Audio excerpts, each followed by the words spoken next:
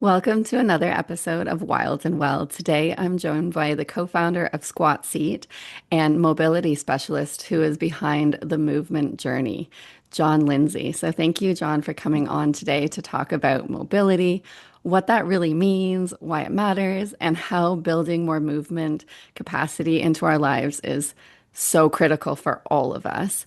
But before we get into all that, can you tell us, John, how you took care of yourself today? Like, what did you do this morning to nourish yourself? Well, thanks so much for having me on. And so I typically start every day with a little bit of movement. I've been as someone who is an online entrepreneur, I work from home. I find I'm most productive when it comes to computer things. Like as soon as I can start, the better. But I do a routine I've done for years is through functional range conditioning, their full body cars routine, which takes about anywhere from like 6 to 8 minutes. And it's just taking all your major joints in your body through a rotational range of motion. That's kind of a non-negotiable for me, but I did that first thing and then worked on the computer for about 2 or 3 hours. And I've been doing all that in the squat seat, which is like a low, I'm sure we're going to get into it, but it's just a low sitting seat that allows your body to mimic the joint positions of a deep squat. So you're getting that light movement in while I'm doing work as well. That's amazing. I love that mobility work that you do only takes 6 to 8 minutes because sometimes we think, oh, we need an hour to do something, but it can be quick, can't it?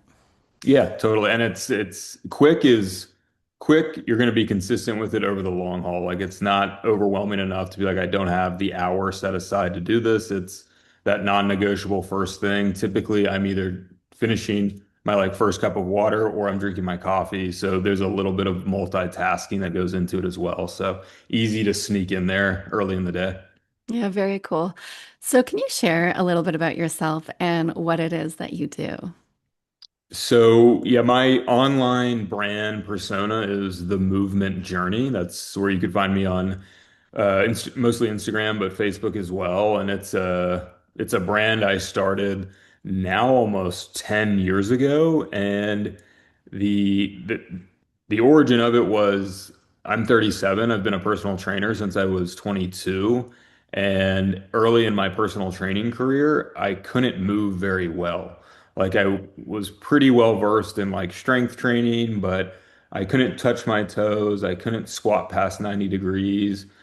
Typically after like a lower body workout, I'd have lingering minor back pain for a couple days. And, I was also in grad school going for a master's of science in sports medicine. And the word mobility was starting to become popular in like literature, online articles, podcasts were kind of just starting to pop up. And I started to just go down this rabbit hole and I thought to myself, not only do I want to move better, but I'm a personal trainer showing people how to move better and I can't even move well. So I really just had an ego check probably at like 24 years old where I was like, I need to go down this rabbit hole of mobility work and got really into it right away. Was lucky enough to find really good techniques right away and I was consistent with those things. And a couple years into it, social media became I started to think of social media as like LinkedIn if you were in the fitness industry.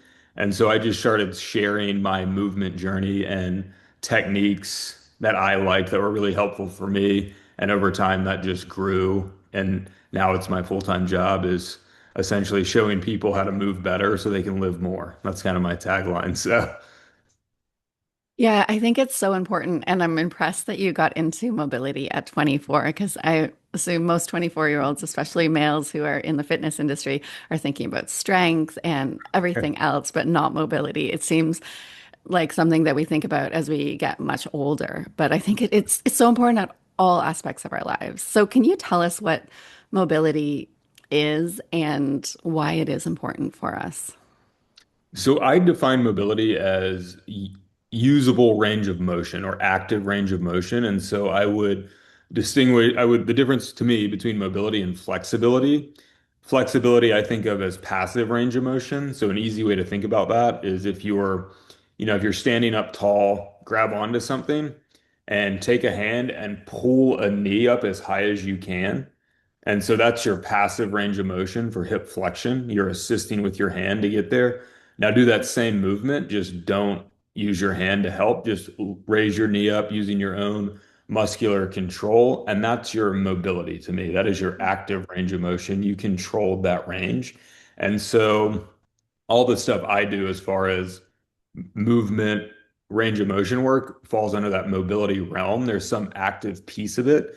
And I think that's not to say anything's bad about traditional flexibility work, but I just think there's more bang for your buck when you're doing mobility work. You're building active range of motion. Like it's long term, more functional. Yeah, it helps us in our everyday right now and long term, doesn't it? Absolutely.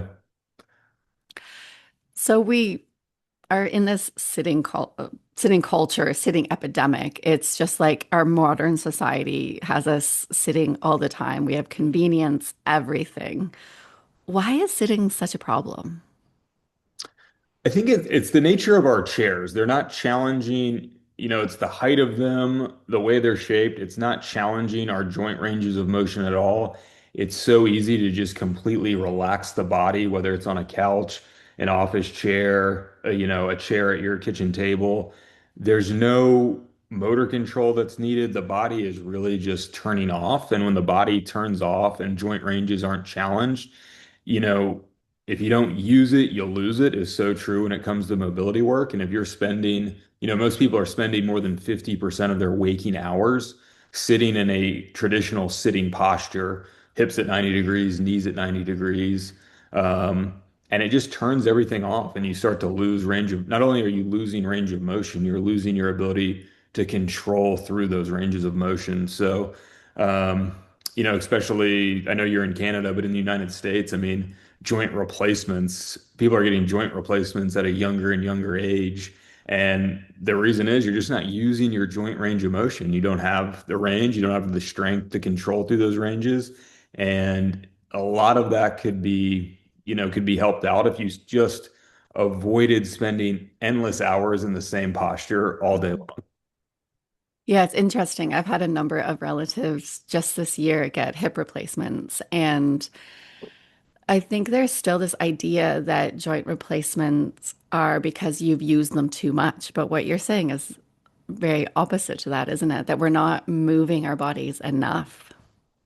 Yeah, definitely. And it could be, someone might think that they overuse their hip or they overuse their knee, but that might be like the final straw that caused it. But if your joint, if your hip worked to its best capacity, then you could not overuse it, but your ability to use that hip more is just going to be greater. Like so many people, they work their entire lives till they're 50, 60, doing all this chair culture stuff.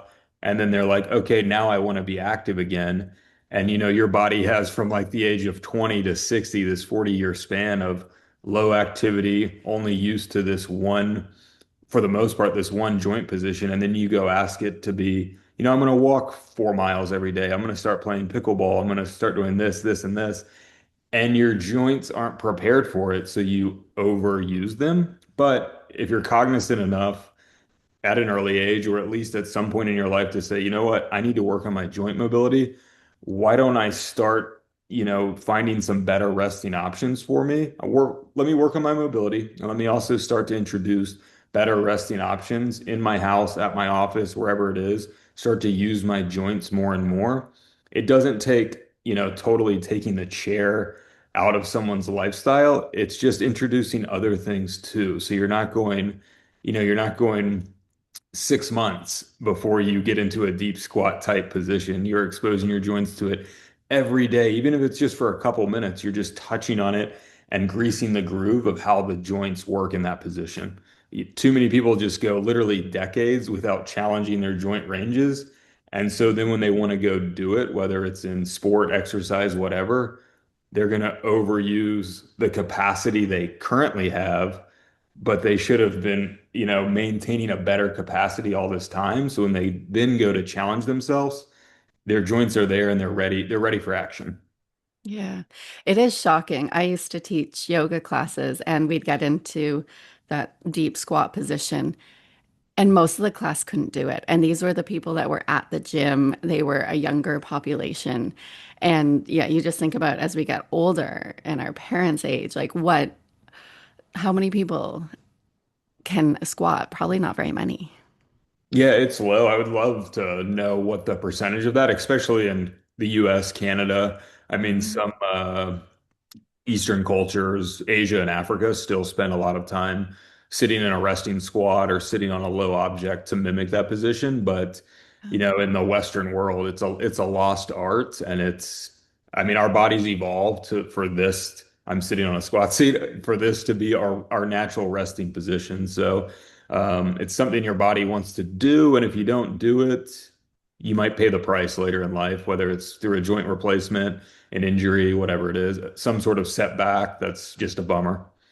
Yeah, absolutely. When I've traveled to some countries in Asia, I noticed that people were just at bus stops or cooking or doing whatever, and they're in a squat. And it was a resting posture for them. But for people here in Canada and America, it's more, they work really hard when they're in that squat, don't they? Because we No can't fully doubt. get Yeah. into it. Yeah. So, can you tell us a little bit about like how we can sit in various ways, or how we can rest in various ways outside of sitting? Yeah, I mean, I think, in general, I think getting on, like a big part of my movement journey when I started years ago was just spending more time on the floor. And I do understand for some people that can be a struggle just to get on and off the floor, but that couch you've been sitting on all day, you can use that to help you get down there. And getting on the floor, just spending time in any position that works for you, classic legs crossed, a straddle position. If you're able to do a heel sit, I think that's an incredible posture. Um, and then, I've helped co-found a company called the Squat Seat, which is allowing us to sit down in a position that isn't quite as intense as resting in a true deep squat, but it allows our joints to mimic those positions.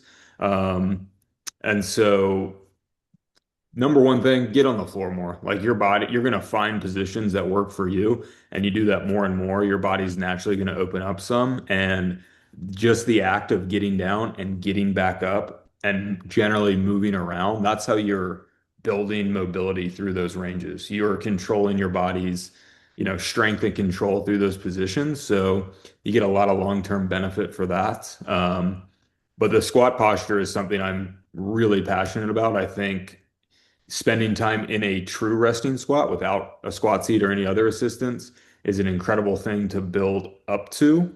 But for a lot of people, it's tough to do that right off the bat. I mean, you can start doing it by hanging on to something, you can elevate your heels. There's ways to manipulate the position a little bit to make it more entry level friendly. But introducing something like a squat seat is awesome because it's less intense, you can now go about your day as if you were in a chair. Like I probably accumulate 4 to 5 hours during a typical working day sitting in a squat seat. Not all at once because just the nature of my work, I'm moving around. But, that's 4 to 5 hours I wasn't sitting in a chair. That really adds up. So, getting on the floor, massive, easy thing to do. Might be challenging, but the floor is right there. And then introducing things that allow you to mimic natural resting positions like a resting squat are fantastic for long-term joint health. Yeah, I have the squat seat and it's so comfortable. Like I was using it just yesterday. I was telling you this before we started recording that I was just posting something on Instagram and I wasn't even thinking about how I was sitting. Like sometimes I will work in a deep squat without any support and I'm thinking about it. Like I notice my body in those moments, but when I was in that squat seat, it was super comfortable. I was really surprised by that and I realized I can be spending a lot more time in it, which I'm Yeah, excited about. and that's the beauty of the squat seat. We wanted it to be for people who are just starting their movement mobility journey. They recognize, man, I need to do something now, or I'm gonna have some problems long term, or maybe I already have some problems. And it's a great way. There's easy ways to scale the squat seat, assist getting down into it, adjust your feet further out to a position that's more joint friendly. And then as you're able, bring the feet in, mimicking more of a deep squat position, assist getting out. So it's a great tool for someone starting their mobility journey, but then it's also great for the folks like you who already active, already have good mobility. This is the perfect lifestyle complement to hang out in. And to your point, it just feels good. Like it feels like my body was meant to do this. Like it just feels so much more, natural than sitting in a traditional chair. And Yeah. because it's less intense than like a true resting squat without any assistance, you can do your stuff. Like we're doing a podcast. I'm sitting in the squat seat and it's not intense enough to where it's taking away, any like mental capacity for me to chat with you. Yeah. I wish that these were in schools because I notice like my kids are 7 and 9, and my 9-year-old is already complaining about he can't sit in a crisscross Oh position no. for that long because he's at school half the time and we homeschool half the time, but he's in a chair. Like they're not Yeah. allowed to sit in other ways that it's happening at such a young age. And I'd heard that. And but to experience it through my child is so hard. Like we need more mobility for kids. And it makes me think about how we structure our homes. Like I'm curious about your home. Do you have furniture? Do you have couches and tables with chairs? Or are you going more like Japanese style where you're sitting in the squat seat or on the ground? Because that's what I ideally want and we're moving towards, but not quite there. So, well, to your point about schools, that is on our radar. We really want to get the squat seat in schools. We just think it's a natural fit for, I mean, if you can really never stop using your mobility at a young age, and something this simple could really go a long ways for keeping people's mobility, through adulthood into late adulthood. Um, but our house, I mean, we do have traditional furniture at our house as well. We have a nice couch, we have traditional kitchen table, but like I keep a squat seat in my office. I have a floor to standing desk, and that's my only furniture in here. So it's on the floor, squat seat, or standing. That's typically how I go about my working day. Downstairs in our living room dining area, we have our kitchen table, we have our traditional chairs, we have a couch, but then we also have 3 or 4 squat seats down there too. So it's kind of like it's options. It's, if my wife and I are having a nice dinner, we'll sit at the kitchen table and eat in the traditional American way. But if we're having, you know, lunch or something, or a post-workout protein shake, we'll pull the squat seats out and sit in them. If we're playing cards or dominoes or something, we'll get in the squat seats, play on the ground. Watching a movie, we'll sit on the floor sometimes. We'll sit in the squat seats. I don't think anyone has to get rid of their current furniture, but I think just having the option of something like a squat seat is, or just open floor space too, whether you're encouraged to get down, it's not cumbersome to like move stuff around to have room to get down. I think having options is amazing for, just getting a little dose of good range of motion every day. Mhm.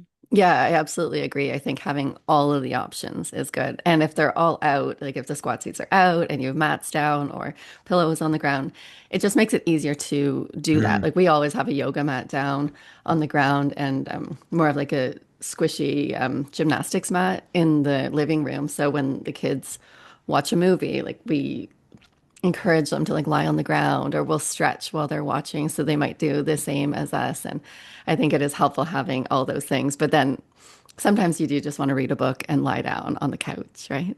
Right. Yeah, yeah, yeah. Yeah, I always think when I do that, I've earned it. Like I've done something where I'm like, okay, I felt like I was very productive today. I had a good workout. I did mobility work earlier. Let's watch a movie on the couch. hmm Yeah, it's good to have balance. Yeah. What do you see for like 5 to 10 years from now? Like right now, when I tell people about how we sit on the ground to eat often and how we don't want a table, people look at me like I have 3 eyes. And like, how do you think that this is going to become a normal thing that we do? Like mobility is normal and we all talk about it and we all prioritize less sitting in chairs. Like, what do you see happening? I think I think it's already becoming more normalized. Like even to your point, early in this podcast, you said to me, like, good for me for at the age of 24, like thinking about my mobility. I think so that was 13 years ago. Like the information age, although it was pretty great, it's much better now. And so I was kind of searching for that thing. And I think now that this, social media, for better or for worse, gives you a lot of information. And I think just the ability for this stuff to get out more and more and more, it's going to be in people are going to see it day in and day out. And I think we are living in an epidemic where people's mobility is getting worse at a younger age.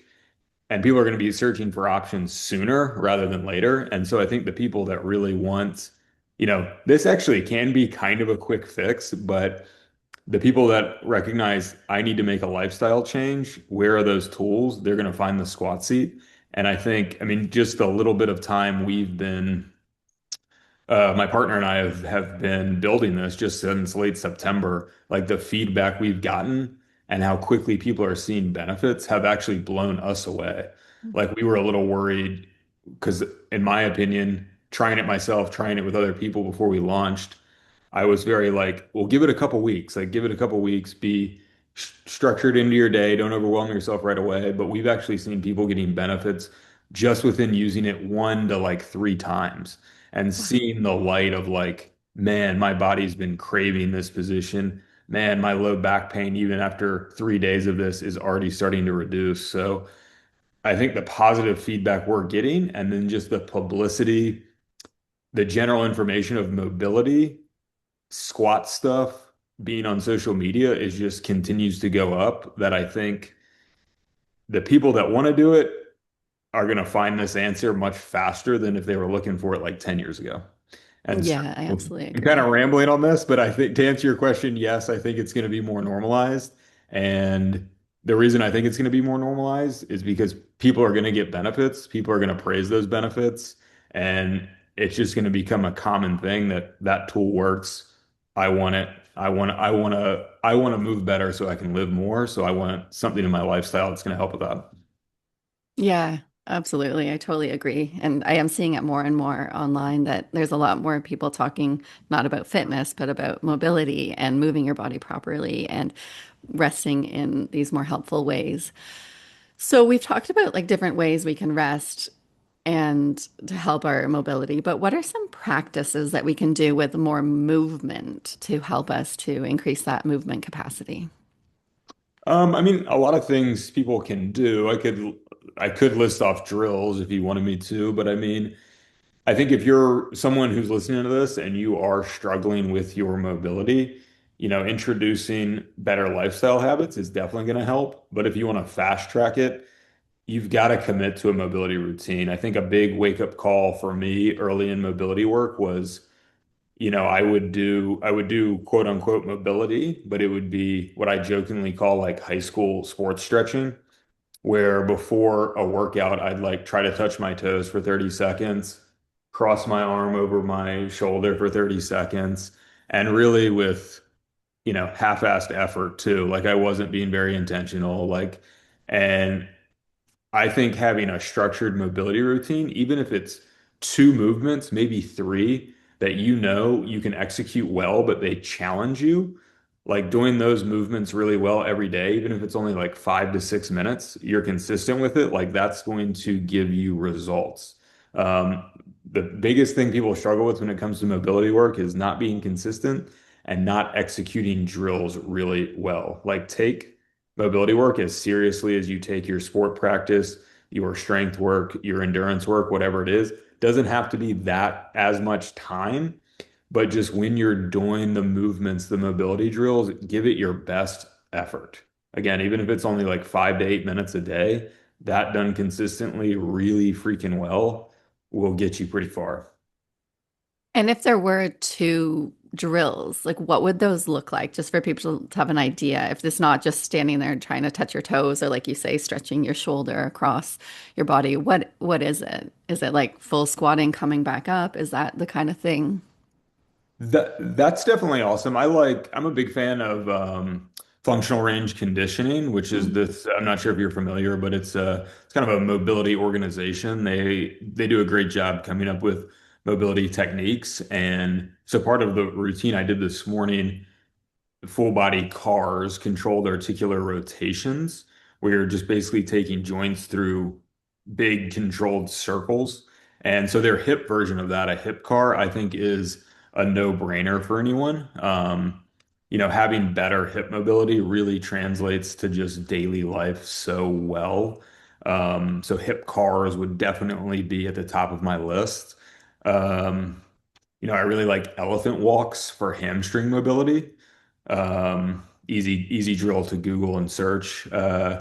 Those two just have so much bang for your buck, and I think you do them well. Even if you're not seeing benefits immediately, you do them, and just the way they stimulate your body, you're going to be like, oh yeah, I need these. Like they're challenging in that good way. They give you feedback right away that like I want to get better at that. So those two things, I do think hanging out in a resting squat is a wonderful practice to have, not on a squat seat, just a hanging out in a deep squat. And there's lots of ways to scale that. You can elevate your heels. You can elevate your heels and lightly like hang onto a door frame. Just start where you're supposed to start. So if that's incredibly challenging, accumulating like 90 seconds in a day, maybe 3 sets of 30 seconds, that's a great place to start and just build from there. Don't overdo it. Um, I'll give you one more, not to overwhelm anyone, but hanging on a pull-up bar, I think is really incredible low-hanging fruit for spine and upper body mobility too. And again, you just have to start that, just work within your capacity. So if the thought of just totally free hanging from a bar scares you, lower the bar or get a box nearby where you can have a foot on that and just let everything get long, the spine get long, the shoulders, arms get long, feel everything stretch out and feel loaded. Build up to like 30, 45 seconds there. And then as you feel able, just take away the assistance. Accumulating 60 seconds to maybe 2 minutes a day on a pull-up bar, again, done consistently, is a really easy add for building a not only a mobile upper body, but a durable upper body too, because you're building a lot of strength through those long ranges. Yeah, it's a great thing to have. And I have like I'm actually looking at mine right now because it's just on a door frame. It's like so Oh, I just perfect. when I go into my office, it's right there. So I just hang on it and stretch and it feels so good, especially after sitting a lot. Like it opens you up so much and you Nice. just feel more alive when you do that kind of thing, don't you? Yeah, totally. And the over-the-door pull-up bars are so inexpensive and when it's staring you in the face, you're going to use it more. Yeah, absolutely. Yeah, very cool. And for somebody who wants to like get into working in the mobility space, like do you have any suggestions for them if somebody's like really keen on this area and they want to go further? Like where do you suggest that they go to learn more or to study this?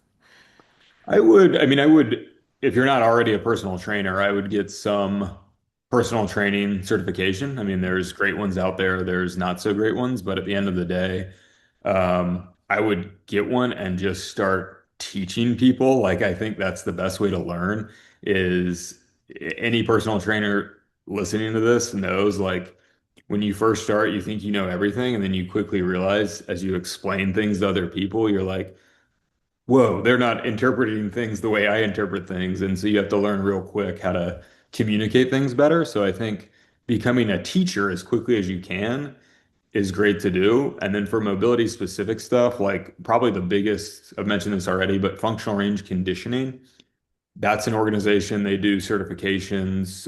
They're kind of not beginner, but their first certification is functional range conditioning MS, mobility specialist.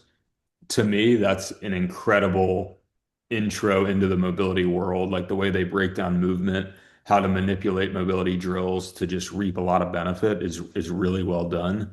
Um, I've also found in my own journey a lot of, learning a lot by being coached by other mobility specialists, all mostly online, because this is still a bit of a niche market. So like it's probably, unless you're in a bigger city, it's probably rare you're going to find someone who's like a true mobility specialist that you can work with hands-on.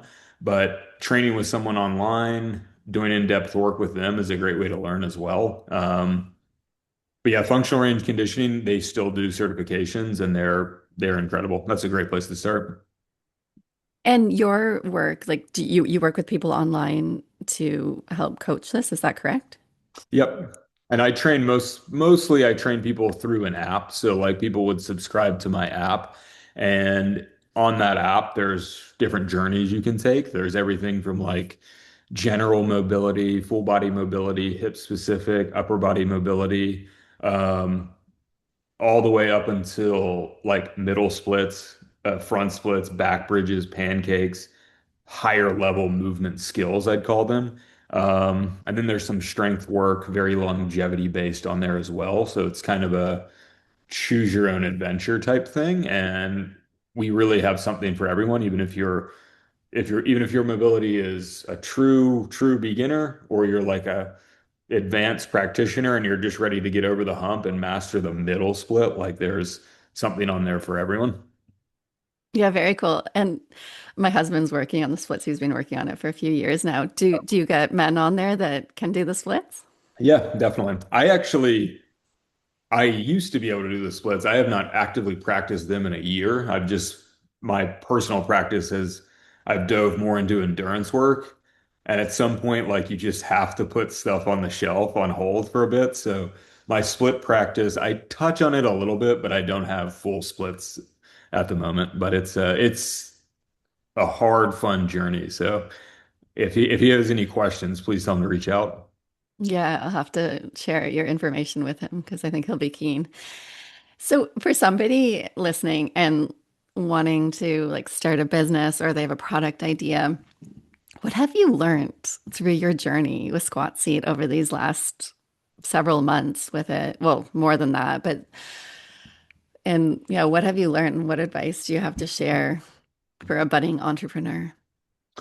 Um, I would say, and anyone who's already actively online probably knows this, like social media is free. Like it's free to get on there, it's free to do all, but the price of admission is anyone can comment on your post. So be ready to have some thick skin, like especially this happens way more on our squat seat page than it does my personal page, but it's a unique, novel product that some people think's ridiculous.